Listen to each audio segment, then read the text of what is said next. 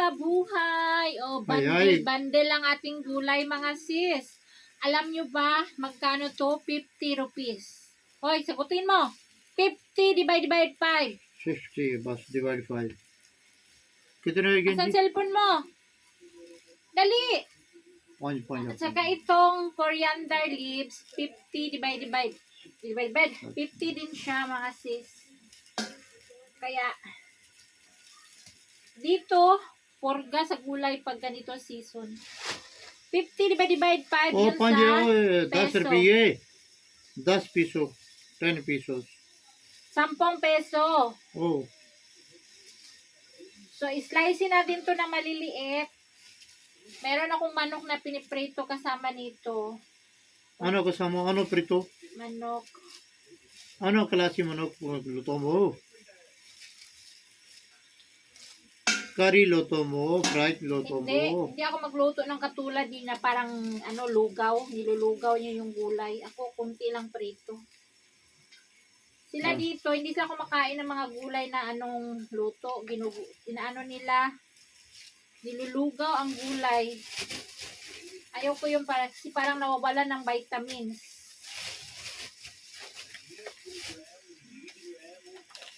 Huwag mo mo nang kunin yan, guys. Kay ano pa natin yan bukas, Mayra? White oats. Yung oats, pinambibid niya ko yan. Huwag ka mangilang, mo na.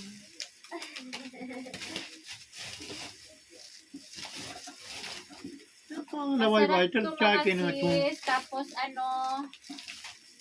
क्या वाइटल तू ना जी गुरु नाल का पलबण kasama to sa, ayun nagprito na ako ng manok. Ako lang kakain nito kasi, lotong Pinoy.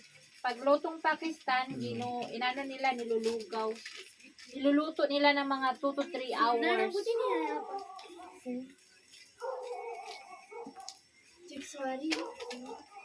कोई नहीं आजा 2 to 3 hours na parang tubig na talaga siya.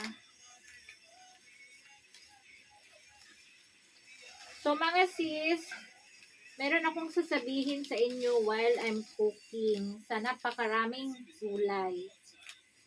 Tayo mga Pilipino, never tayo magsawa sa mga gulay. So habang si Elias nandito tapos na kumain ng chapati, ako nagluluto pa ako ng pagkain ko.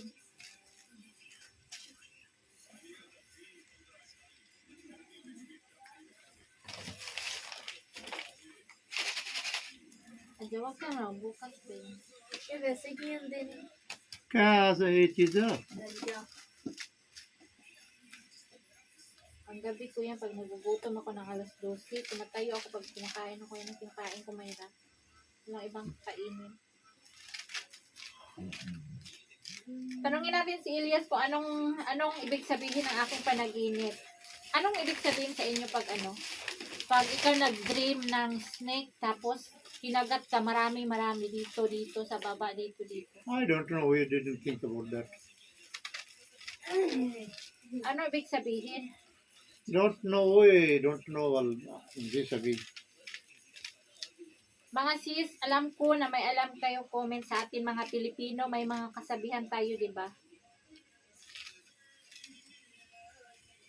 Dito, ang alam nila, pag makagat ng ahas, ang gamot dito, shoo lang, dito sa bukid. Punta ka sa matanda, tapos ganunin ka, tayhupan ka. Ganun gamot Meron nila injection dito. Dati, wala. Ngayon, meron na ng injection. dati wala na yun. Oo, ngayon English na sila, new generation na sila, meron na silang doktor, punta na sila. Pero dati, tayhup lang sila, punta sila doon sa matandang tao. Doon sila naniniwala. Ngayon, may doktor na sila. I haven't dati. Okay na also. Iba-iba tayo mga Pilipina, pag kinagat tayo ng ahas, punta agad sa hospital. Tayo mga Pilipina, hindi nga tayo makaabot sa hospital. क्या था इसी बताओ Kapari kunin mo. बड़े काट रही Mga sis, kinagat ako ng kubra. Kubra talaga, ang daming kubra. May mga batang kubra, May matandang kubra. Kinagat ako ng kinagat. Tapos nagpapadala ako ng hospital. Alam nyo, hindi ako umabot sa hospital. Bigla akong ginising ni Myra. Huy, mama, gising na. Kay magpasok kami sa school. Magawa ka na ng breakfast. Prata, tsaka tsa. So yun, naputol mga sis yung aking dream. Ano kaya ibig sabihin nun? Sabi naman sa Facebook, mga sa Facebook, yung mga ang kanilang nalalaman sa may alam, sabi daw is hindi maganda. Meron namang iba, tinatraitor ka ng friend. Tatraidorin, bakit merong tatraitor sa akin? No? Oh, don't believe dream. Don't believe sa dream, sabi ni Elias. Just lang. Sabi ko lang yung dream ko na hindi maganda. Mayra, anong mo sa dream? Anong masasabi mo na kinagat ako ng kinagat ng mga kubra? Wala akong ibang nakikita na snake kundi kubra. May mga liit, super liit na mga super liit na mga bagong panganak na kubra. Grabe. Ganon dito pag winter. Maybe you see in the cell phone and then you Ganon dream dito on pag also. winter, di ba ang mainit, ang takip, hindi na nilalagyan ng sapin. Diretso hawak na. Kasi winter, hindi mo maramdaman yung init.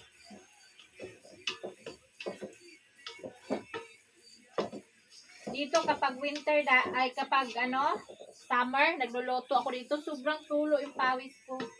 Ngayon hindi ako pinapawisan mga sis. Hindi ako amoy kilikili kay walang pawis. O di ba? Pag umamoy, pag tag-init, amoy kagwang.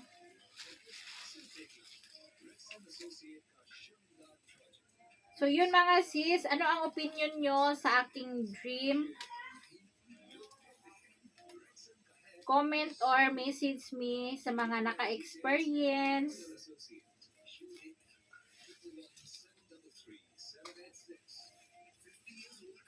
Diba sa atin mga Pilipino, meron talagang merong meaning. Kaya, nag-ask ako sa inyo, sa mga comment down. Mababasa ko lahat ang inyong mga opinion. It is bad or bad luck or good luck. Diba?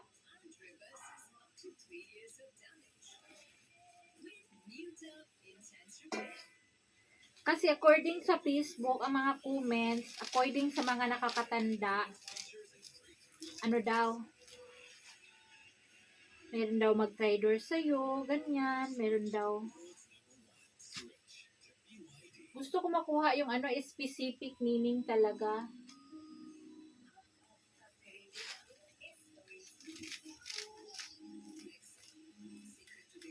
May nag-comment sa Facebook, sabi niya, alam mo, na-experience ko yan, kinagat ako ng cobra. Bad luck for me, kasi nga, after namatay yung lolo ko. Sabi niya, namatay daw yung lolo niya. Sabi ko, ganun ba? Nakakatakot naman. Ang bigat naman nun. Yung lang sana, pwede bang tumawad yung medyo light lang na light lang na anong tawag? Light lang na sorpresa ang darating. Wag yung masyadong mabigat na masyadong mabigat or na masyadong pangako.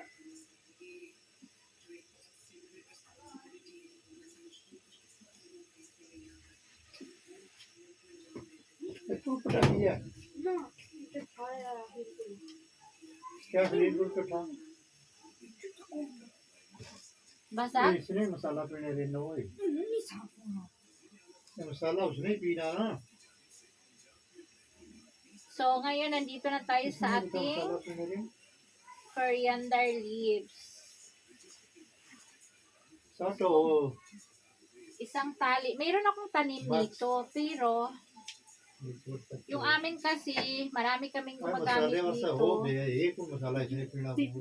Ito, ganito kahaba. Yung akin, ganito na kahaba, kaliliit. Ganyan na siya kaliliit. Kasi, putol kami ng putol. Nano namin, araw-araw kami ng mga in-laws ko gumagamit.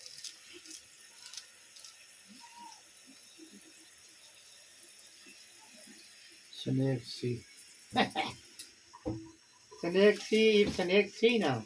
Oh, That one have in our Muslim something we ask, we will give this one to poor people for God way. Eh? ah. Then if we forget no, Pakkalimoton that one have that one which is snake. That's why snake coming we forget that one. Then have reminder that one. Reminder. That Bakit ano bang nagawa ko? Hindi ko nagawa. maybe you are not that one there. Asking why will give this one God way, I will give this one God way. I don't know about you. Anong gallery? God way, Allah raste. Na ang gusto ko lang naman is magkaroon ako ng pera na ipon, trabaho. Yun lang naman ang gusto ko. That one not gusto. Ano? Oh, that one is not. That one is iba. That one.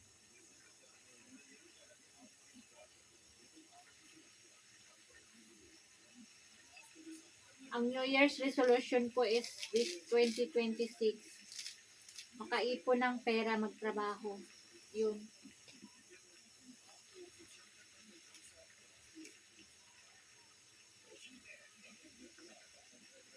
So, kumain ng maraming gulay. Nasunog na yung aking gulay.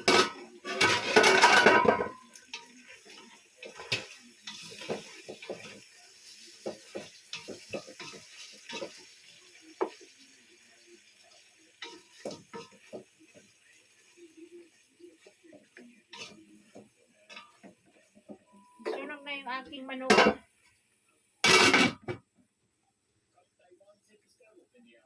So, ayun mga sis. Anong oras na ba? Pakistan time. I don't know. That time. Saan cellphone mo? 8:35.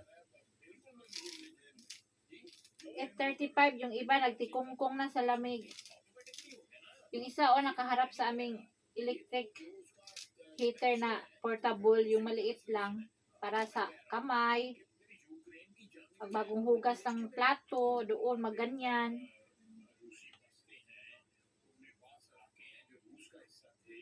Magluluto pa ako kasi galing kami sa bayan mga sis.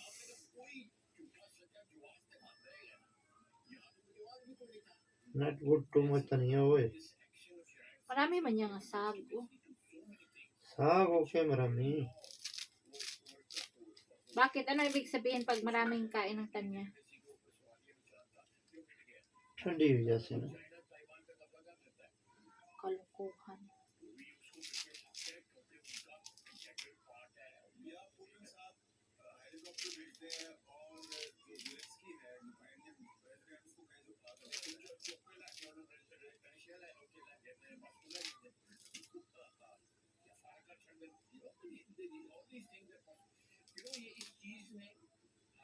Yung coriander kasi para to sa garnishing ng food.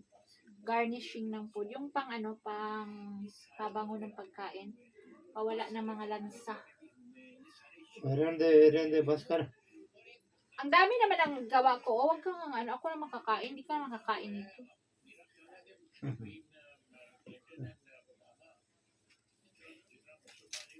Kasi sira lang yan. Pag para sa ulam, mayroon naman sa garden araw-araw.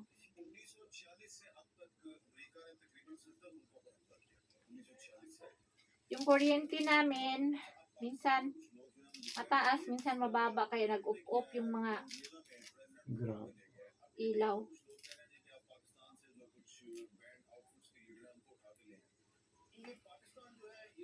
Para akong kambing. Ayan, ang dami na. So, kakainin ko tong araw-araw. Pag naluto naman to, kunti na to. Titira, hindi to marami. Kasi gulay, yan eh. Iimpis. Iimpis ang gulay pag maluto.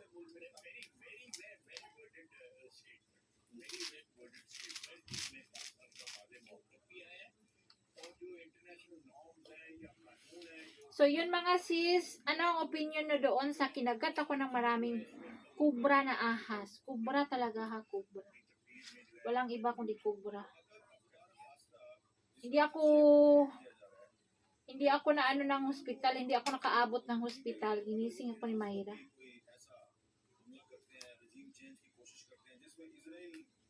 Sana umabot ako noon, no, para nagamot daw ako.